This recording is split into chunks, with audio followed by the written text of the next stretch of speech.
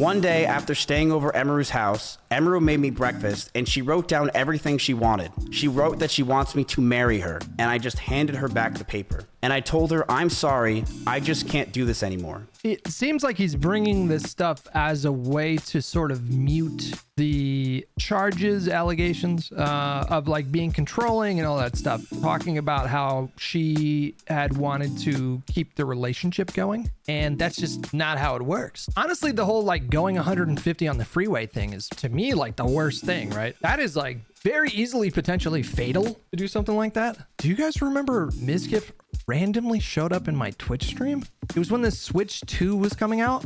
He was in my chat like, hey, you want to go to this party? I was like, no, that sounds like the last thing I want to do. We don't usually cover this kind of stuff on the stream, but hey, like, you guys brought it up, all right? So. And I was crying like crazy because the emotions were just very high because I was dealing with a lot of major shifts in my life as a result of me attempting to start to try to distance myself from him.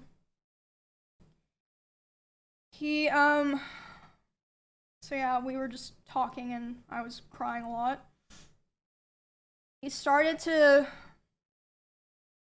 try to comfort me by hugging me while I was sitting on the couch and holding me really close to him. And when this was happening, we hadn't talked in quite a while, and I'm usually very uncomfortable with being touched a lot by people that I'm not in a relationship with. But I let him hold me while I was crying. And he started kissing me in my face, and I let him do it. I was still sobbing a lot.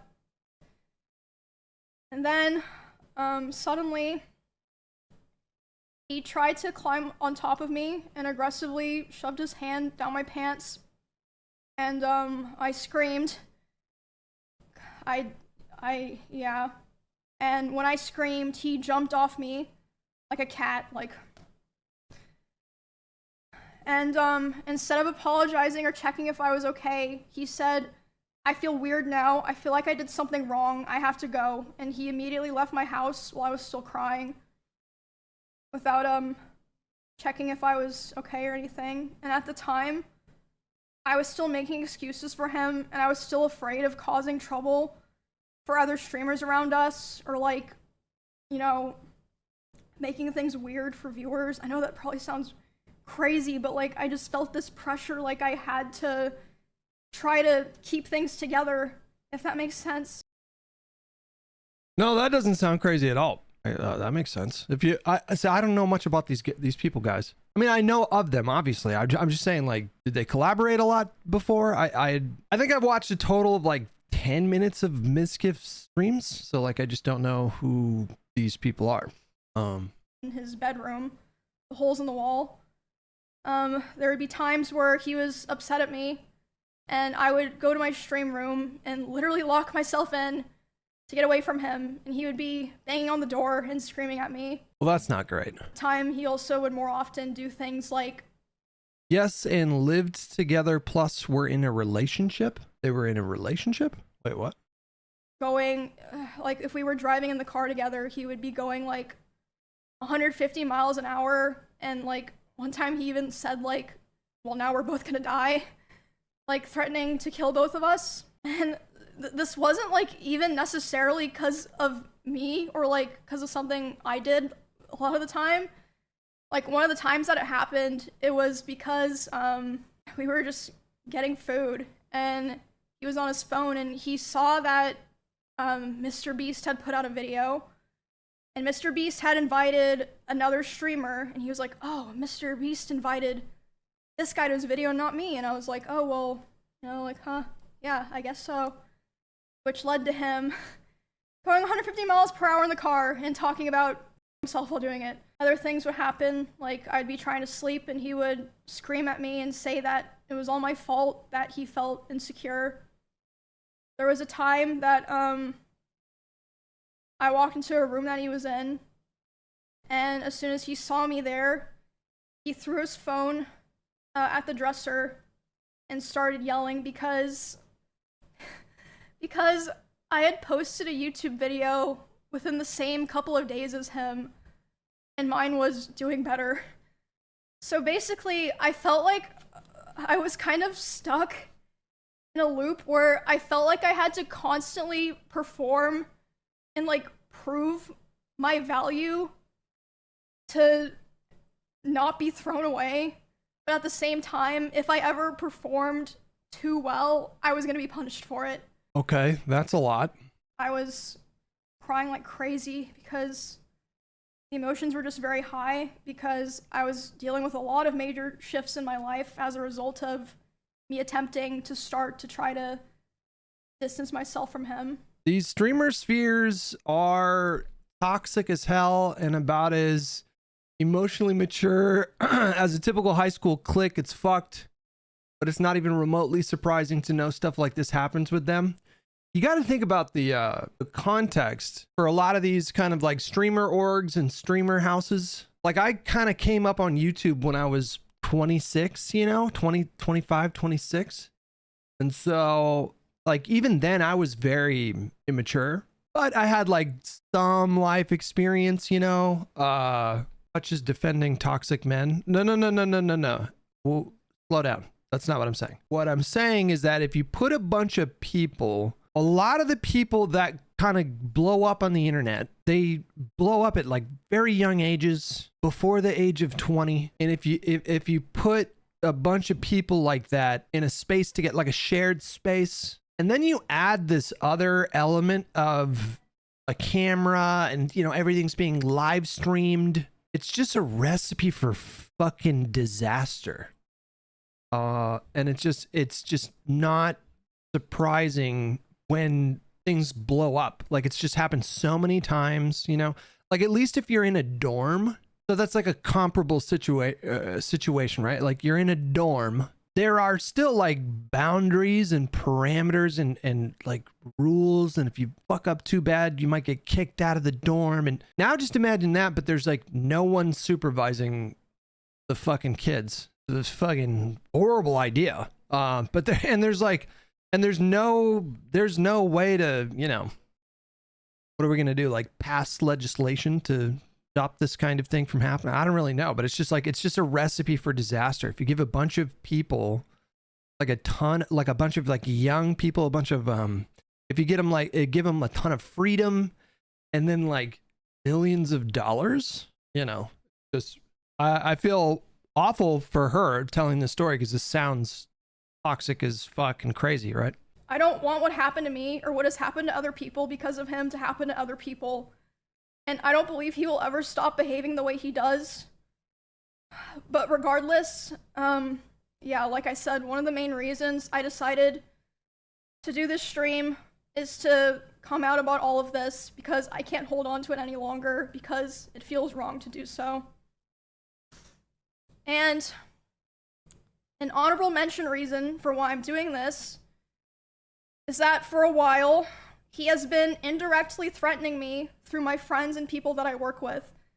They've informed me that he said that if I ever talked about anything he did, he would try to create a smear campaign against me in retaliation. I was told that he even approached other streamers who were close with us back when we lived together, asking them if they would join with him, and they all refused. Oh, what the fuck, man? What is happening? At TwitchCon, he approached one of my employees, threatening them and saying if I ever talked about him, he would destroy me. Multiple people have told me that his plan was to claim that I kill animals and that I killed my own rabbits, since I had several of my rabbits pass away over the course of 3 years while I lived with him. What the fuck? I'm sure he's probably listening now, and it's probably going to come as quite a shock to him that this information made its way back to me and that I've known for months. But if you try to threaten me to stay quiet, especially using my poor dead animals, I'm not going to stay quiet. Okay. He would throw his phone at me. I would tell him, it scared me, I don't like it. And one time it even hit me in the eye, which caused me to get a black eye, but he always, was like, oh, it's an accident. And I was like, oh yeah. He would throw bottles. Like, I also had a couple other streamers report to me that he would obsessively watch my stream and not in a like, oh, I wonder what Emmy's doing right now way, or like having my stream open. Like, he would be obsessively and attentively hate watching my stream, like watching my stream and just saying horrible things almost every time that I've been live this year. And they tell me that he would want to discuss how he believed I still wanted him. Interesting, considering I never replied. And he would ask other guys if they thought I had slept with anyone this year. They'd be like, I don't fucking know, man. And then they told me he would say stuff like, no, there's no way she's done that. She's not like that. And she's probably waiting for me. Just really fucking gross stuff like that. And a couple of streamers in LA also told me that he was telling people that me and him still talk all the time, but we simply weren't together anymore because I was too mature and I was not ready. I was too immature. But yeah, you can see from the messages I showed. I'm not sure if like... I mean, you know, we're piecing together a picture based on one person's input here, but I'm going to be honest with you. This guy sounds like a fucking nightmare. This guy sounds like he needs therapy, like long-term therapy. He was begging me to take him back for the majority of this year, which was 7 or 8 months total. And like I said, some of those messages were even, I believe, ChatGPT. Not that it really matters. It's just interesting, right? As of today, it's been about 2 months since he has... Is that a thing? Like some guy will be like, hey, ChatGPT, I'm trying to get my girlfriend back. Here are our old messages. What do you think I should say to... Is like that a thing? Huh. Okay. Attempted to contact me directly. I think because about 2 months ago was when he started kind of getting scared that I might have been like, you know, telling people things. Which... That's probably not great. That's probably not a great use of ChatGPT. I mean, like, I feel like it would be fine to use ChatGPT if you just have like general questions about human psychology. Like that would be fine. But if you're having ChatGPT like craft a message for you that you yourself, maybe you don't even like read it. I don't even like, then you're, what kind of social skills are you building by doing that? I feel like maturing is just a never ending process. Like you don't grow up and then, hey, I'm mature now.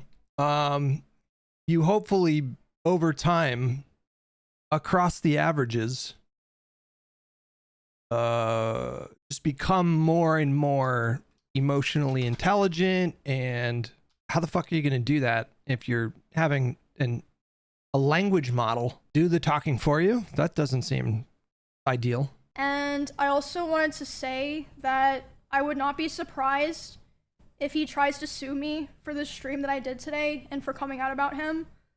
Not because he thinks that he would win, but for PR reasons, like a slap lawsuit.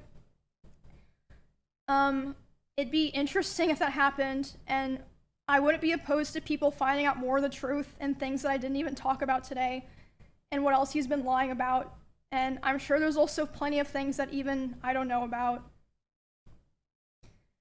And yeah, there's more things that I didn't even talk about today, but I'm hoping that now that I have this out, this is the last time I ever have to talk about it. And I can be like, okay, I got it out there. I'm not withholding this anymore. It's out there. And yeah. Well, that's a lot. First time I felt love for a girl, and I thought I'd want it to never let it go. The first year of our relationship, we almost had no fights. We started to date officially in January of 2022, and up until my cancellation, everything was perfect. Very unlikely that this was the reality, in my opinion.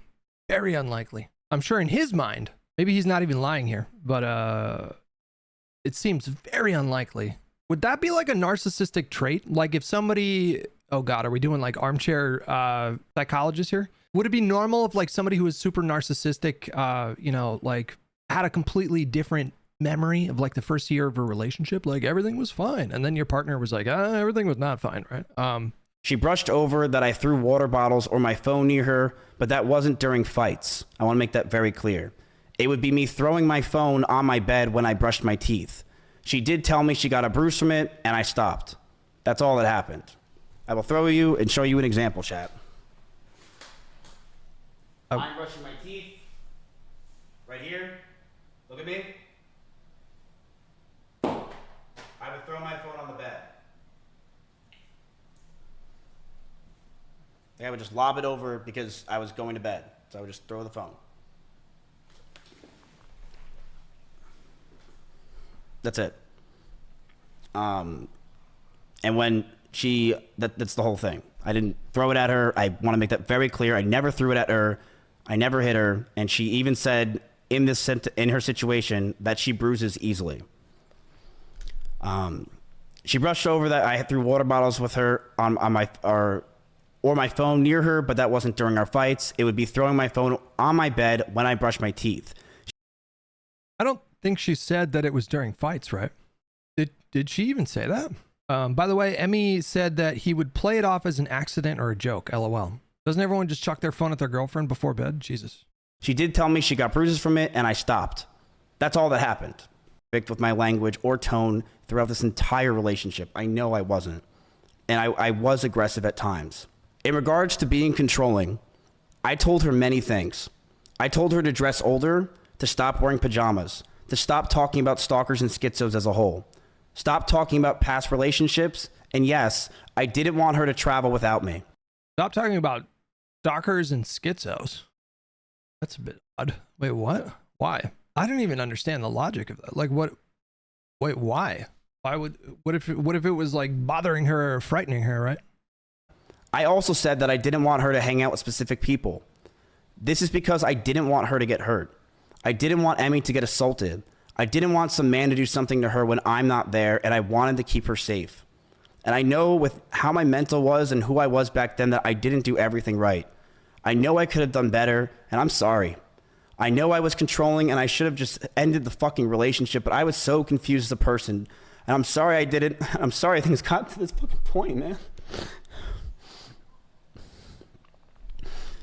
The last 9 months of this relationship, things got extremely fucking toxic. I told her to move out. She didn't move out on her own. I told her to move out because I wanted space, but she still wanted me around at all times. She would get upset if we didn't sleep together or if we weren't around. She always wanted me to drive over to her house, but I never wanted to because I wanted to be alone. And that increased our fights, but the stalkers continued, and I got even more stressed. Up for about a month. We broke up for about a month, then got back together because we thought we can make it work. We went to get food at BJ's, a common place where we would get food, and then we went back to her house. We cuddled for about 30 minutes and started to kiss. She said that she was okay with this on her stream, and I started to advance to the next stage because I thought that's what she wanted. She yelped, and I immediately sprung up and was scared if I did anything wrong or did wrong in general. I got scared and left the house. I apologize if that made Emmy uncomfortable for me not saying sorry, and I wish I said sorry back then. I just feel like feels like he like skipped a step there, right? Like, but we got back together soon afterwards. And during those last few months where we were fighting, we were still fighting, but it did feel like the relationship had good progress. And we were both agreed we need to talk about our future. Since it's been 3 years, we should see what we want, and Emmy had an idea to write down everything we wanted on paper. I'm going to let everyone know that what I'm about to say is very true. This is exactly what happened, and she cannot argue this. One day after staying over Emiru's house, Emiru made me breakfast, and she wrote down everything she wanted. She wrote she wants me to move closer to her. She wrote that she wants me to marry her, and she wants kids with me in the next 5 years. And I just looked at this letter that I was staring in front of me, and I just handed her back the paper. She began to cry, and I told her, I'm sorry, I just can't do this anymore. I knew we were just beyond the point of toxicity in the It seems like he's bringing this stuff as a way to sort of mute the charges, allegations of like being controlling and all that stuff. It seems as though he thinks that he can mute them or invalidate them or discredit them or undermine them by talking about how she had wanted to keep the relationship going. And that's just not how it works. Like, you know, you can be in a toxic relationship and, you know, desperately want to make the relationship work. But that doesn't mean that the person that you're with is not being toxic and manipulative and abusive, right? relationship that our trust had completely. Like, guys, I swear, you know, like, she said she wanted to stay with me. It's like, well, that's not really the point, right? I walked away. I went to her door, and as I opened it, the last words I ever heard her say is, "Don't go. I love you." Yeah. Hopefully this whole thing can be a useful lesson for young men. I don't know. I'm just spitballing here. No, I'm not talking to him today. Well, nobody asked you to, so. I'm not. What is this? Mizkif's abusive pattern of throwing objects, reckless driving, intimidation, manipulation, and violence goes back years. Okay. Look at her face. She's so uninterested. She said no. Maya unimpressed. That's what that was. 2 Starbucks bags of Starbucks I got you over the past few days. Ooh, I didn't like that. Holy shit. No, I'm not talking to him today. Well, nobody asked you to, so. I'm not doing it. Okay. Look at her face. She's so uninterested. She said no. Maya unimpressed. That's what that was. 2 Starbucks bags of Starbucks I got you over the past few days. Oh my god. If that was Throw not it back. funny. Throw it Yeah, back. there better be. Oh my god, I would beat the shit out of him. We're live. What the fuck? We're live, she says. Anyway, there's something about being trapped in a car with an angry, aggro man that is like the absolute most helpless thing. Dude, I did a guy that would go like 100 miles an hour on the, like we would fight in the car, which was never my decision. Like it just always like happened. Like we just would like fight in the car and then he'd go like 100 and I would like literally like beg him to slow down. I'd be so scared and I'd cry and then he would not slow down until I apologized. Whoa. So then I started driving only. Like I wouldn't let him drive me anywhere. But then if we'd get in a fight while I was driving, he would like pound my ceiling in my glove box. Ooh, He would like that's scary. scream and like hit the ceiling and like hit the glove box and just like scream profanity and scream like he would like just call me terrible things while he was doing it. And then I'd pull over and be like, get out of my car, and he'd be like, no. And then I was like, well, okay. Because what am I gonna do? Yeah, what are you What am I gonna do? There's a lot going on here, guys. I am already in the process of filing a restraining order on him in both Texas and California. I also want to say, just so people know, that I'm not just trying to like put this out there and then, you know. I feel like when stuff like this happens, like anytime some streamer or content creator gets embroiled in some scandal and some really awful behavior is revealed to the public, I just feel like every time that happens, the person in question should probably like take a step back from the internet for a minute and like go to intense therapy. Like especially if you have a lot of money.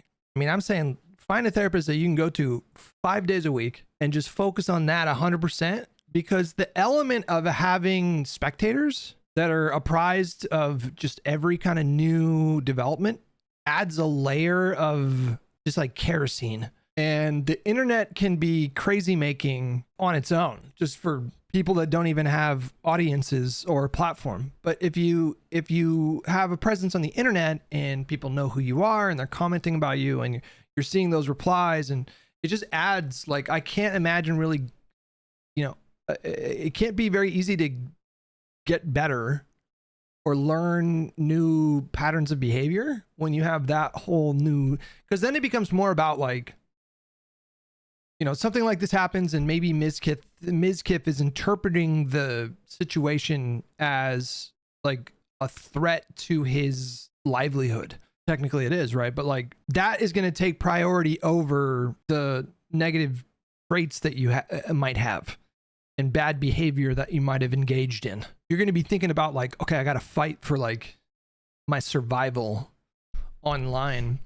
But I feel like people, and I don't even know if this has ever happened. I mean, you guys tell me. I'm sure it has, but like, has there ever been allegations of abuse that came out about someone and then that person like disappeared off the face of the internet for like a year or two and then came back like a truly changed person and had kind of a redemption story? I can't think of any off the top of my head, and I can think of many abuse allegations that have come out where the person just dug their heels in and just kind of made it worse. And Atrioc, but his allegations were not that bad. I guess I don't know much about that situation. I read some comment about how he contributed $100,000 to some organization that is devoted to taking these like deep fake porn websites down. I don't know a lot about Atrioc, but what I get from people that are in my chat is that he really did do an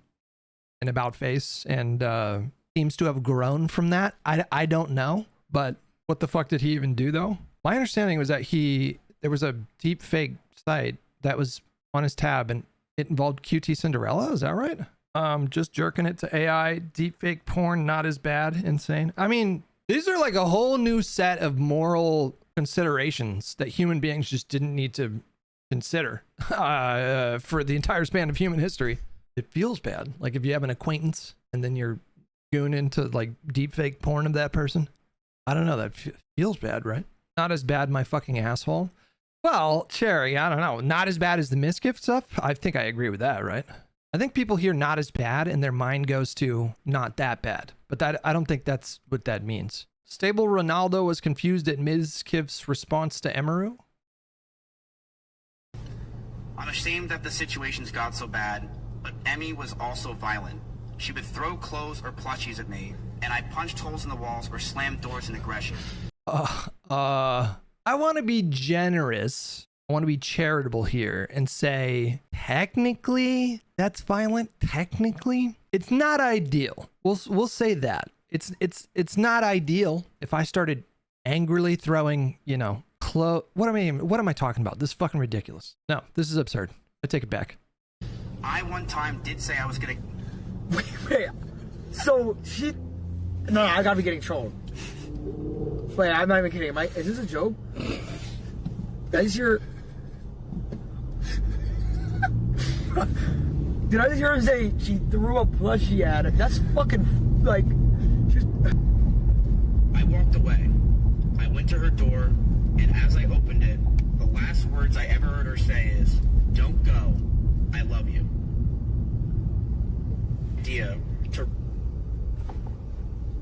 What the fuck is he even talking about? That was really him. That was an AI.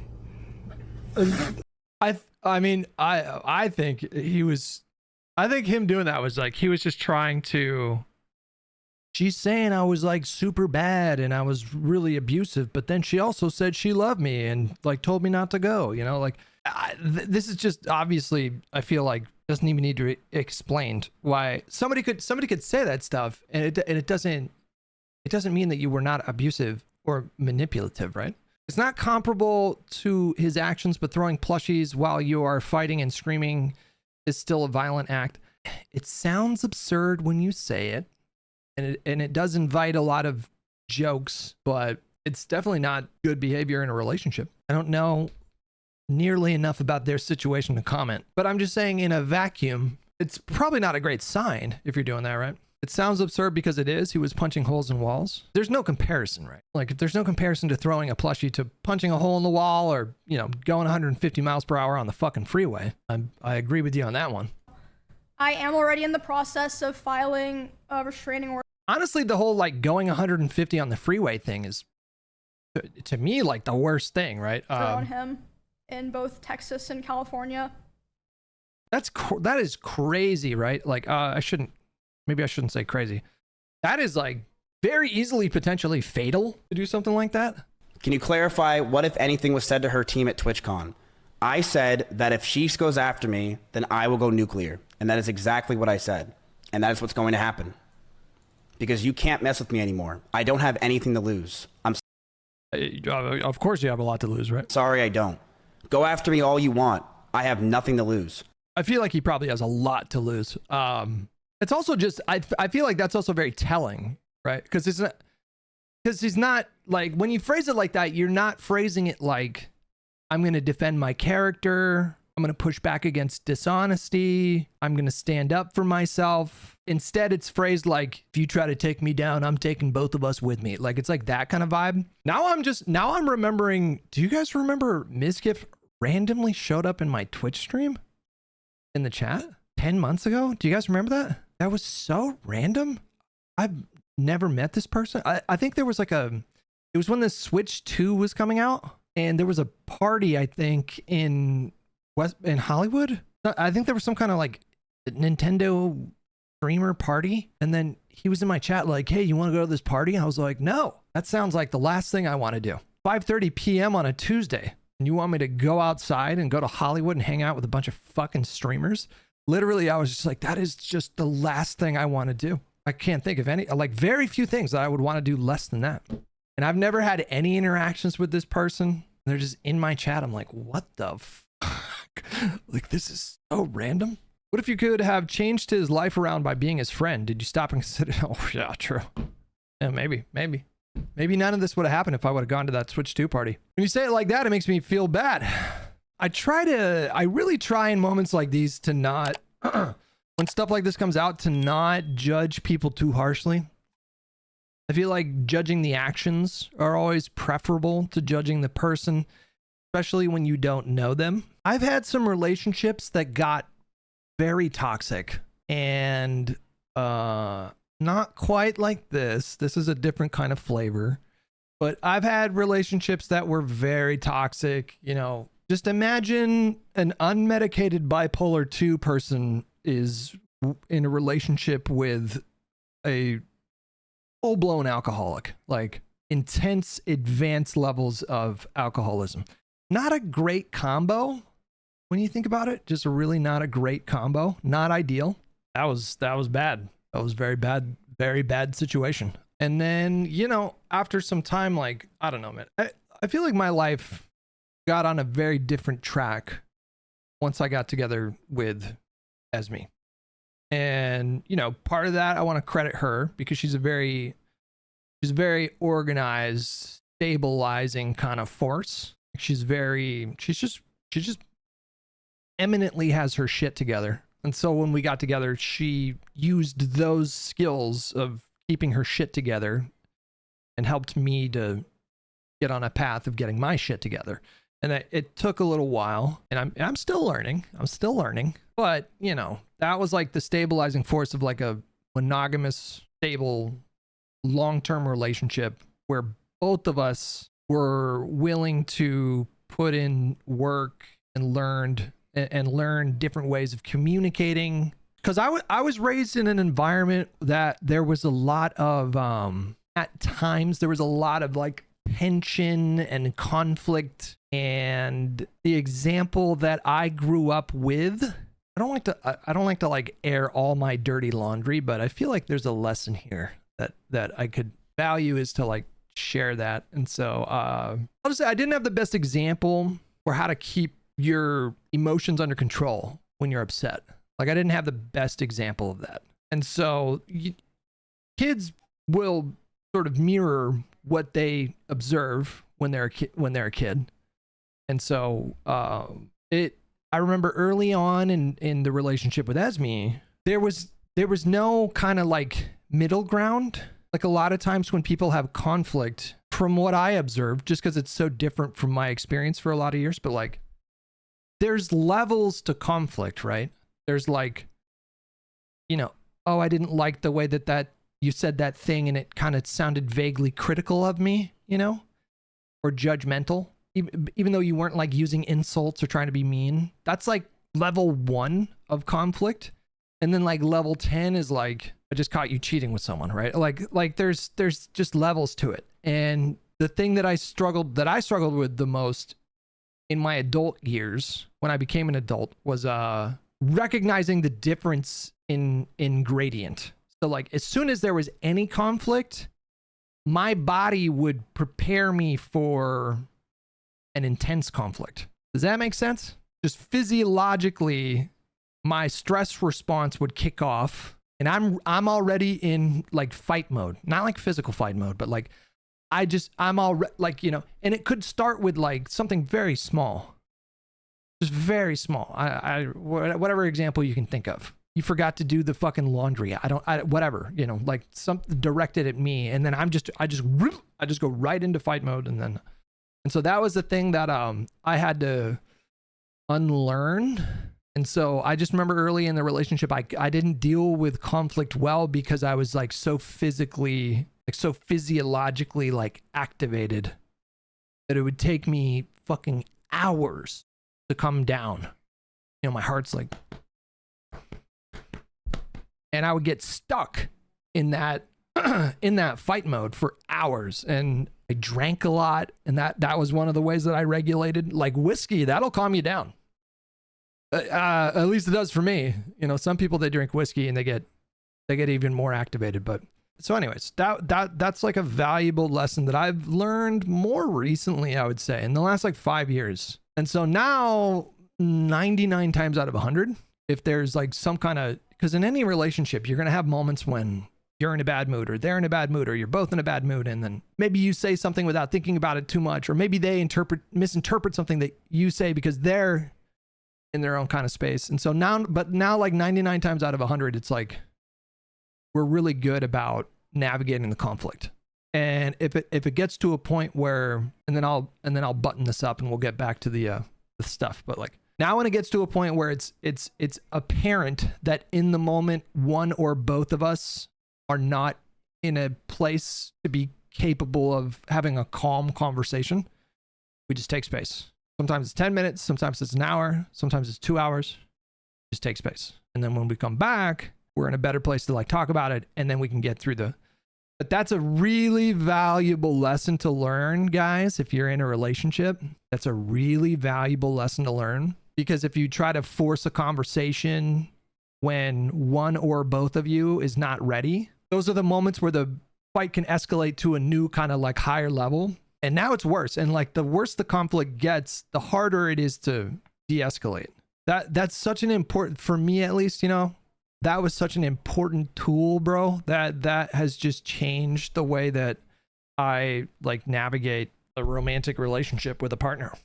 And it also like, and then once you learn the value of doing that, it naturally incentivizes you to do it. So like in the beginning, when all you know is like 0 to 100 for conflict, and you don't know any other way to do conflict, you have to just like do the thing that maybe your therapist told you to do. You have to just consciously say, I'm going to walk away for a little bit. And maybe the first few times that you do it, or several times that you do it, it doesn't feel natural. And you're like, but I'm in fight mode. Does that make sense? Like when you're in fight mode, you want to like fight, right? Like, but I'm in fight mode. You know, what am I supposed to do with this energy? And it doesn't feel natural or normal when you first do it. But then when you realize that doing that helps to avoid larger conflicts, you just naturally start to, now it's like second nature. It's like as soon as I feel, again, 99 times out of 100, you know, we're not a perfect couple, but like when you do it and it works, you're like, oh, it's so much nicer to not have conflict. And so now there's like an instinct that kicks in at a certain point most of the time, where it's like, okay, now's the time where we take space. And then you have the faith that your partner is going to calm down and that you're going to calm down. And you can learn this stuff. You're never too young to like learn this stuff, I don't think. You know, these things are like less common, I would say, like in your 20s, I would assume. But you can start learning it. Like if you're fucking 22 years old and you're in my stream right now, like you can start learning that right now. But then you're up against like insecurity too. You know, like I have the benefit of feeling secure in my relationship with Esme. Like, I'm not worried about her, you know, hitting the town with some Sancho if we have a fight. El que te la deja ancho. Like, I'm not concerned about that. Like, I feel reasonably confident that that we're gonna be fine if we get into a little fight. But if you're young and insecure and the relationship is like still fresh, you might be in your head thinking like, is she gonna go fuck some guy? You know, guys are just fucking weird like that. Some, you know, and it's not, you know, I'm sure there's some girls that feel that way too, you know. But I remember being young and then dating girls that I thought were just like way too attractive for me. Like, I remember being young and I remember thinking like, this feels like a hack, like a real life Konami code. I don't know what's going on here. I don't know why this person is hanging out with me and letting me flop around on top of them from time to time. And then especially in those situations, like when we would get in a fight, like there would be a conflict and there would be space, I would be in my head like, is she fucking somebody right now? You know, like just that fucking cliche of insecure dudes. That's not a fun experience. Is she fucking that guy? And then you're like imagining it. Yeah, that's when you've spiraled. That's when you've just fucking spiraled. And you need some kind of crisis intervention at that point, you know. Grassroots Hegemon, thank you so much for $20. I bet Joe Manchin is blowing some guy behind my back right now. Joe Manchin's sucking that guy's dick. Joe Manchin is God, I miss Joe Manchin. God, I miss him.